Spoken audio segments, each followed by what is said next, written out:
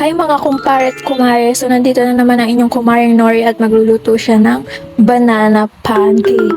So ito nga yung recipe niya, no?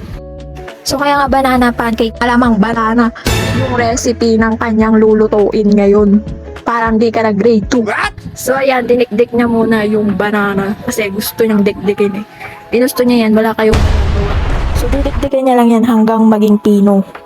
Wow. At ayan na nga siya. Ayun naman, dadagdagan niya ng birch tree alternate kasi wala daw siyang burr brand. Ewan ko sa trip ni mama pero paghahaluin niya lang yun dyan. Oo, ganyan, easy. Tapos isusunod niya yung harina. So, lagay-lagay lang siya dyan na para bang maglalagay siya ng semento. Ayan, magpapalitada na tayo mamaya. So, next niya namang ilalagay ay asukal. Malamang alangan namang lupang ilalagay niya dyan. Ayan, lagay-lagay lang siya dyan. Tapos mamaya diabetes, oo, tama. So sabi niya, cut ko daw muna kasi nalimutan niya yung itlog. So ayan na, so naglagay muna siya dyan ng 1 milyong itlog. Ay, hindi ganun, charot lang. Naglagay lang siya dyan ng 2 itlog. So ayan, after niya nga pagsama-samahin, malamang hahaluin niya na yan. Hindi ko alam kung bakit ako pinag-voice over ni ma'am, pero sabi niya paus daw siya. So kamusta naman yung kambing kong boses mo? Paus pa nga ni!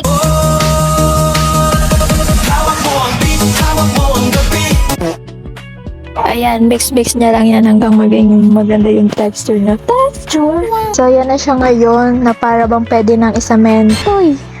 Di, ayun na nga. Siyempre, lulutuin nyo. Alangan namang alagain nyo.